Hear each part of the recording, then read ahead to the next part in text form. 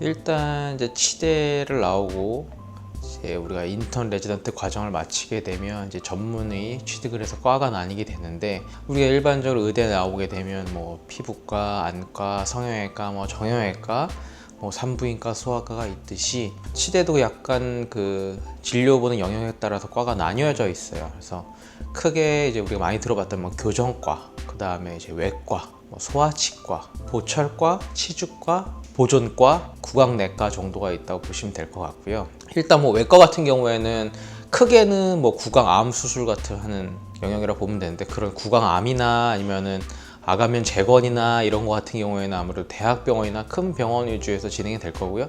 작게는 뭐 사랑니 발치라든지 아니면 구강의 낭종 제거 뭐 이런 것들이 영역이 있겠죠. 하지만 뭐 이제 그런 수술들을 할 수 있으면 당연히 임플란트나 발치 같은 경우는 당연히 가능할 거고요. 그러면 구강외과를 나와야지만 뭐 사랑니나 뭐 임플란트 수술을 할 수 있는 건 아니고요.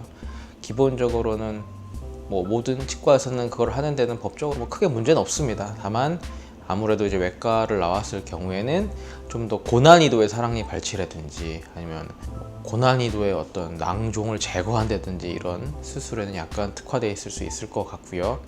그 다음에 이제 교정과 같은 경우에는 교정 영역이 아무래도 일반적인 치과 치료보다는 이제 치아를 이제 이동시켜서 하는 그런 치료이기 때문에 좀 장기간의 치료라고 보면 될 것 같아요. 그래서 치료의 시작과 끝이 굉장히 좀 오래 걸리는 치료거든요. 그래서 이제 교정과 같은 경우는 이제 교정 진료 위주로 이렇게 진행이 된다고 보시면 될 것 같고, 보철은 우리가 알고 있는 제일 많은 치과 영역에서 치료하는 뭐 크라운이라든지 틀니라든지, 사실 임플란트에 올라가는 그런 크라운들도 다 보철 영역이라고 보면 될 것 같아요. 그래서 어느 거는 보철과에서만 하고 뭐 이렇게 보기 조금 힘들고요. 임플란트라는 거는 이제 뼈에다가 임플란트를 심고 거기다 이제 보철을 올려서 완성되는 거기 때문에 바로 외과적인 부분과 보철적인 부분이 합쳐져 있는 치료라고 볼 수 있을 것 같아요. 그리고 이제 보존과 같은 경우에는 어떤 치아의 이런 충치 치료, 뭐 레진이라든지 아니면 금으로 때우는 인레이라든지 아니면 신경 치료 영역이거든요. 그래서 어떤 치과에서 우리가 가장 간단하게 치료하는 것들, 제일 많이 행해지고 있는 치료들의 영역이라고 보시면 될 것 같아요. 아말감으로 때운다든지 이런 것들도 다 보존과 영역이에요. 하지만 뭐 꼭 보존과를 나와서 보존과 전문의를 취득해야만 그 치료가 가능한 건 아니기 때문에 사실 뭐 보존과를 나와서야지만 더 잘한다라고 보기 좀 힘들 것 같고요. 그다음에 치주과 같은 경우에는 우리가 이제 스케일링이나 잇몸 치료, 잇몸 수술 같은 영역이라고 보시면 될 것 같아요. 그래서 잇몸을 뭐 성형하기도 하고 수술을 통해서 깊은 이 염증이나 이런 것들을 치료하는 과라고 보시면 될 것 같아요. 그래서 치주과에서도 사실은 임플란트 영역이랑 많이 겹쳐 있어요.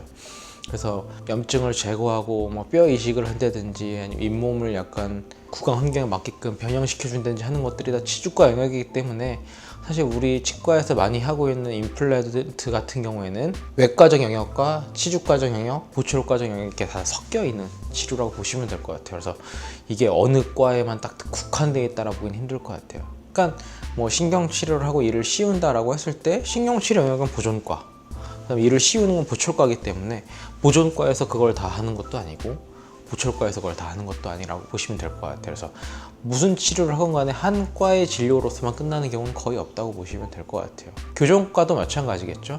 교정을 하기 위해서 치아를 발치하게 될 수도 있을 거고, 치아를 뭐 다듬을 수도 있을 거고, 교정을 하는 과정에서 잇몸에 문제가 생길 수도 있기 때문에 뭐 교정과에 관련된 치료는 교정과에서 모든 걸 100% 커버할 수 없어서 사실은 치과 영역 같은 경우에는 조금 통합 치료라고 보시면 될 것 같아요. 그래서 여러 가지 과의 영역들이 섞여 있지만 아무래도 약간의 전문성을 주기 위해서 그런 식으로 과가 나뉘어 있다고 보면 될 것 같고요. 구강내과 영역은 진단, 그러니까 어떤 환자분들 오셨을 때 이것들이 어떤 질병일지, 잇몸에 붉게 변형되어 있는 거, 잇몸에 문제가 있는 거 등등등을 진단하는 영역과, 그 다음에 제일 많이 하는 질문은 턱관절 진료라고 보시면 될 것 같아요. 대학병원의 구강내과의 경우에는 거의 대부분의 환자분들은 턱관절 치료를 많이 하세요. 그래서 뭐 물리치료라든지 아니면 이제 스플린트 같은 마우스피스 같은 장치를 통해서 치료하는 것들도 구강내과에서 치료를 하고 있어요. 그래서 이거는 어디까지나 이제 대학병원 기준으로 이제 그렇게 과가 이렇게 나뉘어 있게 되는 거고요.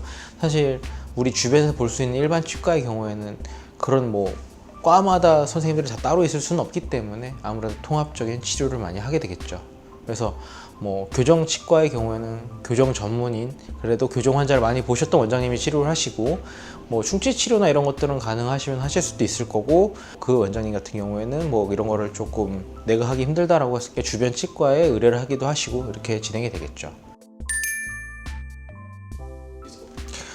양악 수술은 일단 외과라고 보시면 될 것 같아요. 근데 양악 수술도 마찬가지인 게, 결국 양악이란 거 하는 것은 치아의 부정교합에서 오는 거거든요.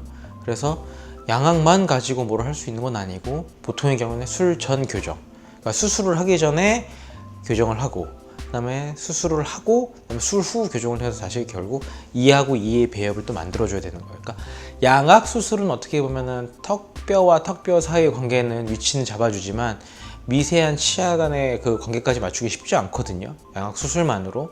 그래서 정말 어떻게 보면은 턱뼈는 막 1cm씩 움직이는데 치아는 1mm만 틀어져도 겹이 다 틀어져 버리거든요. 그래서 교정과하고 외과하고 합쳐서 서로 진료를 해야지만 가능한 진료예요. 그래서 외과에서만 양악수술을 할 수 있는 것도 아니고, 교정과에서도 양악수술을 할 수 있는 것이 아니기 때문에 둘이 통합적으로 진료를 해야지만 완벽한 결과물이 나오게 될 거예요.